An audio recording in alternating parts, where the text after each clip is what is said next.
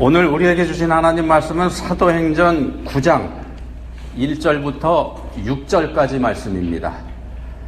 한 목소리로 읽겠습니다. 사울이 주의 제자들에 대하여 여전히 위협과 살기가 등등하여 대제사장에게 가서 다메섹 여러 회당에 가져갈 공문을 청하니, 이는 만일 그 도를 따르는 사람을 만나면 남녀를 막론하고 결박하여 예루살렘으로 잡아오려 함이라.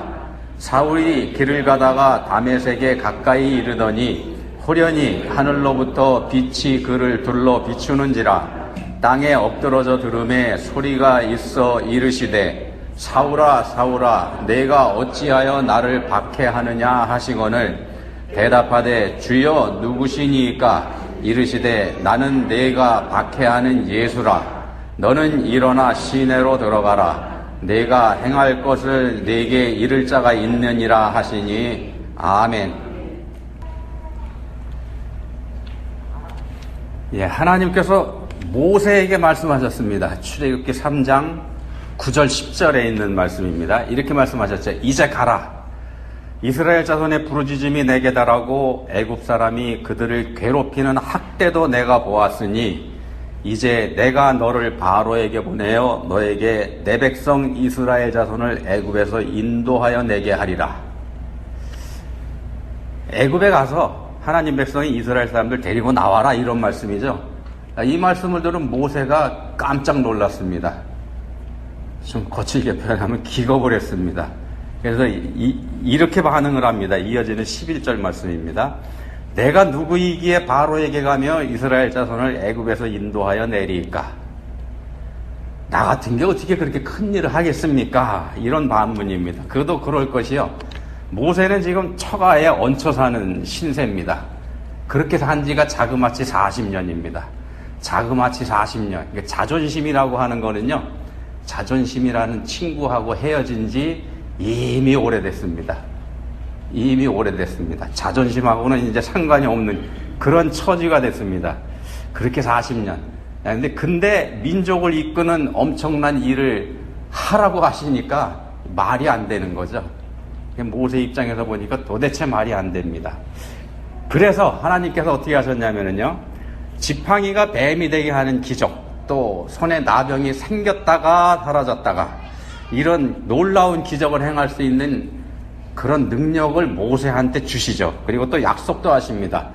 너 애굽에 가면 나일강이 있을 텐데 그 나일강이 피로 변하는 능력까지 내가 주겠다, 이렇게 약속을 하십니다. 실제로 자기가 지팡이가 뱀이 되게, 또 손을 넣었다 뺐다 하니까 나병이 생겼다 말았다, 이거 다 했는데 요지부동입니다. 모세가 이렇게 얘기를 하죠. 오 주여, 보낼 만한 자를 보내소서. 나 말고 딴 사람 알아보십시오, 이런 얘기죠. 모세, 이게 뭘 뜻하는가 하면은 모세의 자존감이 그만큼 바닥에 떨어져 있다는 겁니다. 자존감이 바닥 수준입니다. 자, 이런 사람, 그러니까 자존감이 완전히 바닥에 떨어져서 도대체 뭘 할 수 있는 능력이 안 되는 사람을 움직이게 하는 방법이 뭘까요? 이런 사람들 움직이게 하는 거. 무기력 더하기 무능 더하기 자포자기한 사람을 움직이게 하는 방법. 다른 거 없습니다. 그 방법이 뭐냐면요, 딴 거 없이 냅다 호통을 치는 겁니다. 야단을 치는 거죠. 하나님도 그렇게 하십니다.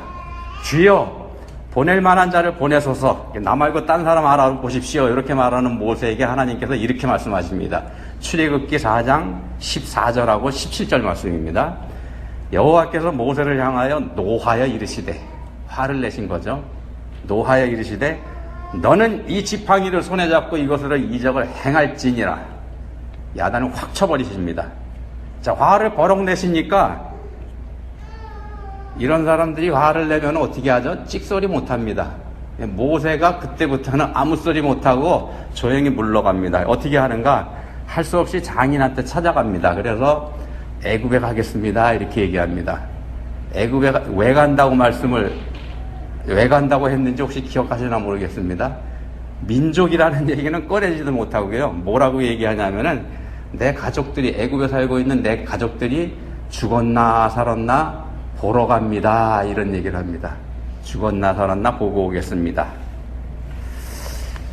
자존감이 떨어질 대로 떨어진 사람의 모습이 이렇다는 겁니다. 자, 그런 사람을 불러서 민족의 지도자로 사용하시는 분, 그런 분이 하나님이십니다. 이런 모세를 완전히 다른 사람으로 바꿔버리시지 않습니까? 그게 하나님이십니다. 자, 오늘 본문에 사울이 등장합니다. 우리가 아는 바울 사도죠. 바울이 사도가 되기 전 이름 사울입니다. 그 사울이 본문에 등장합니다. 기독교를 핍박하는 걸 넘어서 아예 기독교를 말살해 버리려고 덤비는 사울. 그 사울이 예수님의 포로가 돼서 자신이 경멸하던 나사렛 예수가 메시아, 그러니까 세상의 구세주라는 것을 천하에 알리는 위대한 사도로 거듭나게 하는 그런 장면입니다. 본문이 그 장면입니다. 이 사울 기고만장했더랬습니다. 교회에서 존경받던 스데반 집사를 돌로 쳐 죽이는 일에 앞장섰었고요. 그리고 그 이후에는 스데반을 쳐 죽이고 난 이후에는 예수 믿는 사람들을 잡아 죽이려는 일에 발벗고 나섰던 사람입니다. 8장 3절에서 이렇게 말씀하죠. 사울이 교회를 잔멸할 때는 아예 싹 없애버린다는 겁니다. 잔멸할 때 각 집에 들어가 남녀를 끌어다가 옥에 넘기니라. 자, 이랬던 사울이 본문의 일을 겪은 후에 돌변합니다. 교회를 없애버리는 일을 하나님께서 자기에게 주신 사명으로 믿고 있던 사람이 반대로 교회를 견고히 세우고 예수 믿는 도를 온 세상에 전하는 사람으로 바뀌게 됩니다. 그것도 그냥 전하는 게 아니고 생명 걸고 전합니다. 자기 목숨 돌아보지 않고 그렇게 합니다. 하나님이 참 재밌는 분이다 이런 생각이 듭니다. 왜 굳이 그런 사람들을 불러서 사용하실까요? 안 하겠다고, 난 절대로 못한다고 이렇게 버티는 모세, 그리고 예수님 입장에서 보면 철천지 원수나 다름없는 사울, 이런 사람들을 들어서 사용하시니까 말입니다. 가만히 보면은 하나님 참 좋게 얘기하면 재밌는 분이고 좀 이상하게 표현하면 좀 이상한 분 아닙니까? 하나님은 그렇게 하십니다. 오늘 이거 한번 생각해 보겠습니다. 이 말씀을 들으시면서 하나님께서 여러분을 어떻게 보실지 이거 한번 생각해 보시면 좋겠습니다. 자, 유명한 부흥사이면서 설교자인 무디 목사님, 다들 아시죠? 무디 목사님이 이런 말을 해드렸습니다. 뭐라고 했냐면요, 교회는 재생 쓰레기통 같은 곳이다. 교회는 재생 쓰레기통 같은 곳이다. 교회를 가리켜서 쓰레기통 같다 이렇게 얘기했습니다. 이게 무슨 얘기냐면요, 교인들을 가리켜서 쓰레기라고 한 겁니다. 여러분들 보고 쓰레기랍니다. 쓰레기 같은 인간을 영적으로 거듭난 새 사람 만든다는 의미에서 한 말일 건데요. 이 말 들으시면서 기분이 상하셨다면은요, 쓰레기라고 했지 않습니까? 이 말 들으면서 기분이 상하셨다면은, 아니야, 그거 말고 반대로 이 말씀 들으시면서 별로 기분이 상하지 않으신다면, 그럴 수도 있지, 이렇게 받아들이신다면은요, 아마도 여러분은 쓰레기에서 재생 단계를 거쳐서 새로운 거에 가까워지고 계신 걸 겁니다. 그렇게 받아들이시면 될 겁니다. 어떤 목사님이 이혼을 결심한 부부하고 상담을 했습니다. 결혼한 지 3년이 됐다 그러는데 헤어지기로 했다는 겁니다. 그러면서 목사님을 찾아왔습니다. 그래도 주례를 서주신 목사님께 말씀이라도 드리는 게 헤어지기 전에요, 그게 예의이겠다 싶어서 인사차, 보고 겸, 그래서 찾아왔다는 겁니다. 두 사람의 말을 목사님이 가만히 들어보니까 두 사람이 3년 동안 참 힘들게 살아왔다, 이거 금방 알겠더랍니다. 서로가 서로에게 너무 실망을 해가지고 더 이상 함께 살기는 진짜 어렵겠다, 목사님이 봐도 그렇게 보이더랍니다. 그래서 이 얘기를 했답니다. 야, 그런 정도면 차라리 헤어지는 게 낫겠다. 목사님도 동의를 해주고서 그리고서 물어봤답니다. 두 사람한테 다 물어봤는데 뭘 물어봤는가 하면 이렇게 물어봤습니다. 근데 저 사람이 원래 그렇게 나쁜 사람이었나? 연애할 때도 원래 그런 사람이었던가? 두 사람한테 다 물어봤습니다. 그랬더니 두 사람이 다 펄쩍 뛰더랍니다. 아니라는 겁니다. 연애할 때 그렇지 않았다는 겁니다. 연애할 땐 너무너무 좋은 사람이었다는 겁니다. 천사였었다는 겁니다. 연애할 때는. 근데 그래서 자기가 속았다는 겁니다. 서로가 자기가 속았다 이렇게 얘기하더라는 겁니다. 목사님 두 사람 얘기가 똑같으니까 목사님이 두 사람 얼굴을 많이 쳐다보다가 이렇게 말씀을 했다 그럽니다. 뭐라고 했냐면요. 그거 참 제주들도 참 좋구만. 그렇게 천사 같았던 사람들을 불과 3년 만에 이렇게 쓰레기 같은 인간으로 바꿔놓으니 말이야. 무슨 말씀인지 이해하셨나 모르겠네. 이해하신 거죠? 다시 한번 말씀드려야 되나요? 넘어가겠습니다. 사람은요, 변하지 않습니다. 적어도 자기 스스로 변하지 못합니다. 그러니까 더더군다나 다른 사람을 바꿀 수는 더더군다나 없습니다. 자, 물론 변하는 사람이 전혀 없진 않습니다만, 그 드문 경우고요. 그것도 스스로 자기가 개과천선해서 변하는 거, 그런 거 아닙니다. 어떤 계기가 있을 때 그 계기 때문에 그 충격으로 바뀌는 경우가 종종 있을 뿐입니다. 그래야 사람이 바뀝니다. 자, 시멘스라고 하는 심리학자가요, 이런 말을 했습니다. 사탄이 사람을 유혹할 때, 사탄이 사람을 유혹하는 방법이 지극히 심리학적이다. 심리학자가 한 얘기입니다. 사탄이 사람을 유혹하는데 이거 심리학자가 봐도 놀랄 만큼 심리학적이라는 겁니다. 사람의 심리를 교묘하게 이용해 먹는다 이 얘기죠. 첫 번째는요. 나는 아무 재능도 없고 난 아무 능력도 없고 난 아무것도 할 줄도 모르고 난 무능해서 대책 없는 사람이다. 이렇게 생각하게 만든다는 겁니다. 이렇게 생각하게 해서 자존심을 떨어뜨리는 것, 자존심을 짓뭉개버립니다. 이렇게 생각하게 해서 자존심이 무너지기 시작하면, 여기에 말려들기 시작하면은요, 사탄이 사정없이 밀고 들어옵니다. 그게 사탄의 전법이라는 겁니다. 사탄이 사람을 무너뜨릴 때 사용하는 첫 번째 방법이 이거고요. 두 번째도 방법이 좀 비슷하긴 한데, 이렇게 생각하게 만듭니다. 내게는 미래도 없고, 내게는 꿈도 없고, 나는 자신감도 없고, 나는 게으르기까지 하고 미련하기도 하고 나 같은 건 하나님께서도 전혀 쓸모없는 인간이라고 하실 거다. 나는 쓰레기 같은 인간에 불과하다. 이렇게 생각하게 만든다는 겁니다. 이게 사탄의 전법입니다. 자, 이만하면은요, 사탄이야말로 인간 심리의 전문가다. 이렇게 얘기할 만하지 않습니까? 심리학자가 보고 감탄을 했으니까 말입니다. 이런 놈한테 한번 걸려들면은요, 헤어나기가 어렵다는 겁니다. 사실은 자기 힘으로 헤어나는 거 불가능합니다. 어떻게 그럼 이런 유혹에서 우리가 벗어날 수 있을까? 아마도 광야의 모세, 광야에 살던 모세가 이런 상태이었던 것 같습니다. 떨기나무 불꽃 가운데 임하신 하나님하고 모세가 나눈 대화, 이거 잘 읽어보시면은요, 모세에게서 바로 이런 모습이 보인다는 겁니다. 오죽하면 기적을 행할 능력까지도 하나님께서 다 주셨는데 이렇게 얘기합니까? 오 주여, 보낼 만한 자를 보내소서.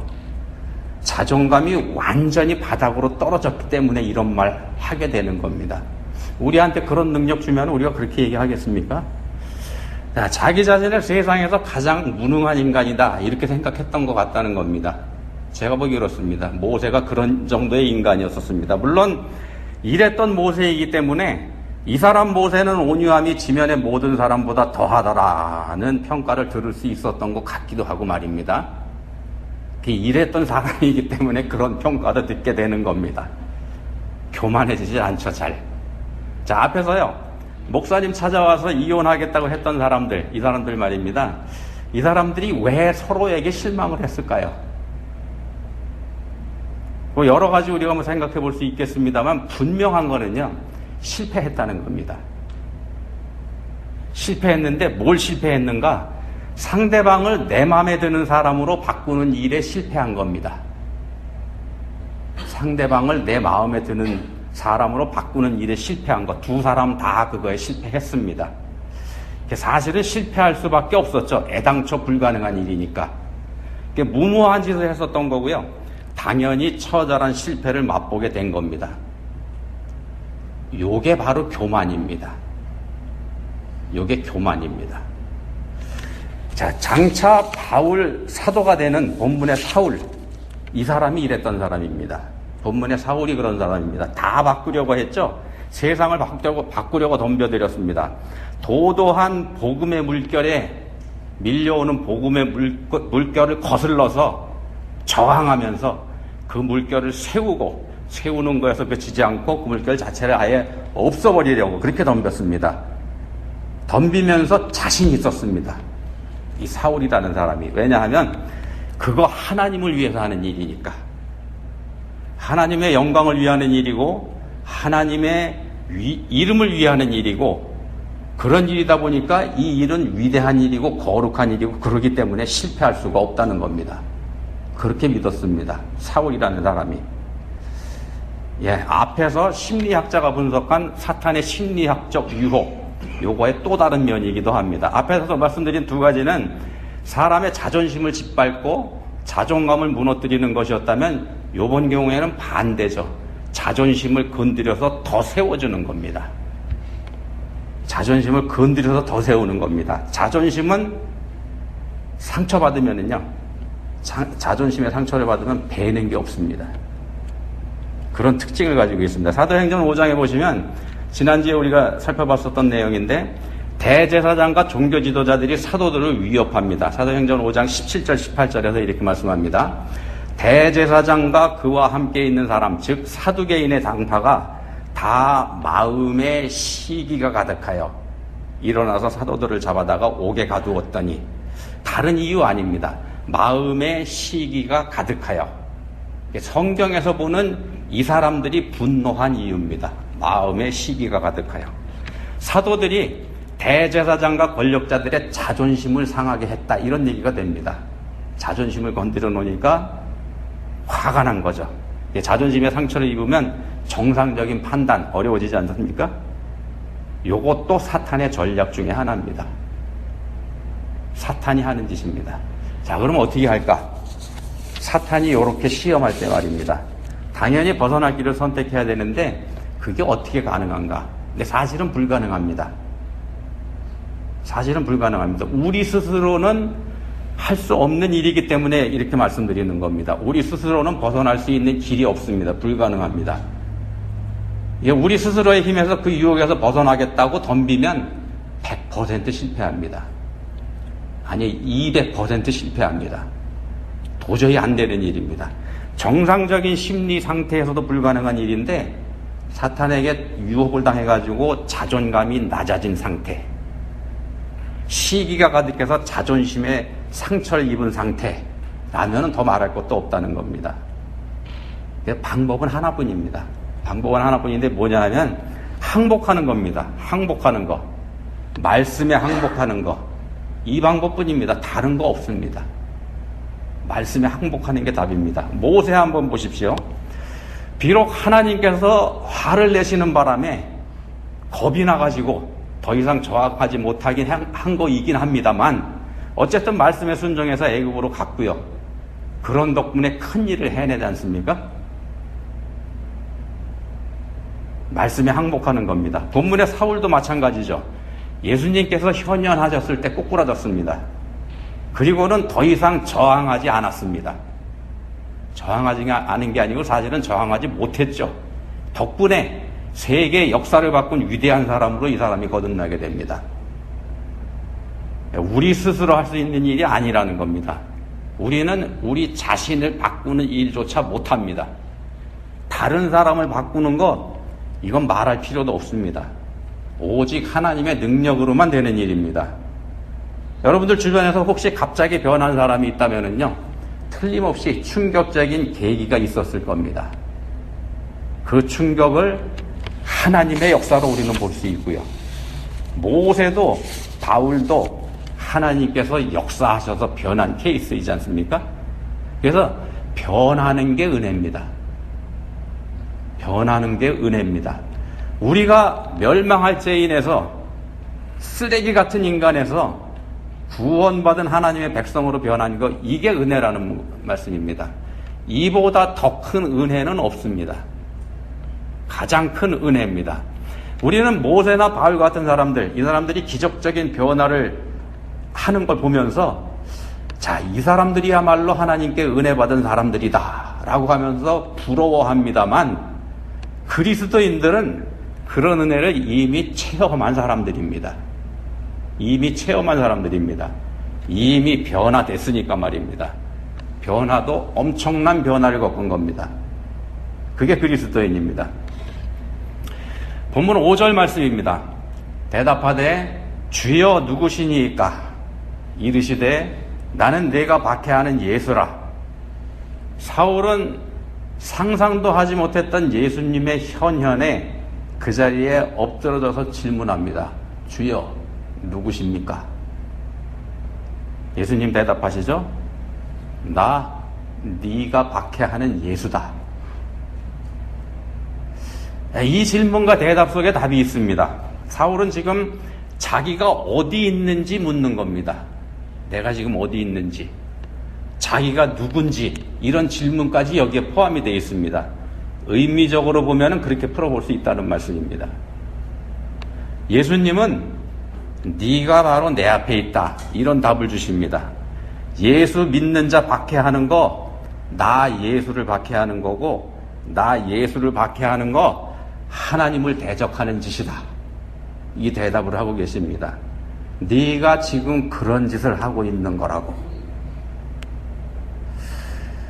자, 그리스도인의 정체성이 이 질문과 대답 안에 있습니다. 자, 그리스도인은 예수 그리스도 앞에 있는 사람입니다. 예수 그리스도 앞에 있는 사람이 그리스도인입니다.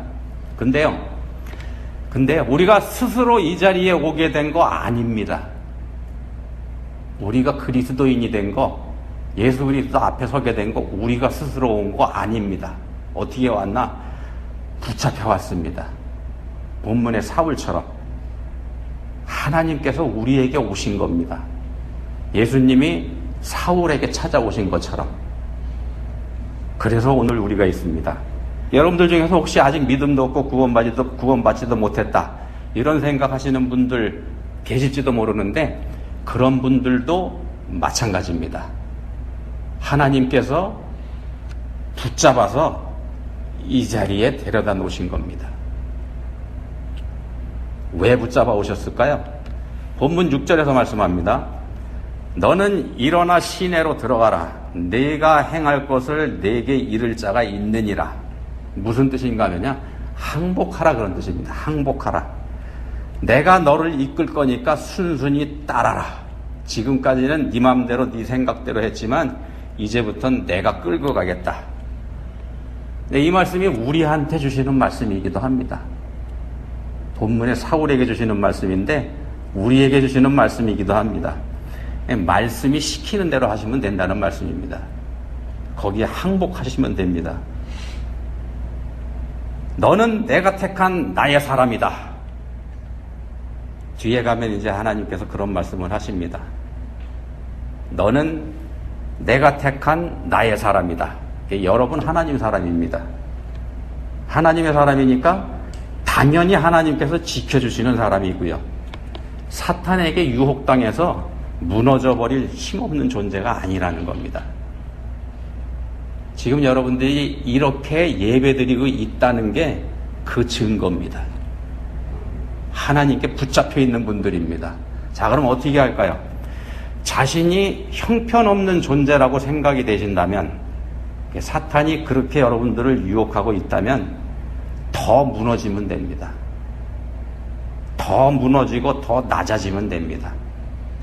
더 작아지면 됩니다. 아는 것도 없고 무능하다 이렇게 생각이 되시면 정말로 나 아는 거 하나도 없다 이렇게 인정하시면 됩니다. 하나님 앞에서 그렇게 하시면 됩니다. 그럼 그럴 때 회복이 일어납니다. 거기서부터 하나님이 일을 하시는 겁니다. 거기서부터 하나님이 일하십니다. 말씀을 주시고 그 말씀으로 여러분들을 인도하실 겁니다. 이 세상에서 가장 귀한 지식, 가장 중요한 짓이 뭐냐 하면은요, 내가 모르고 있다는 사실을 아는 겁니다.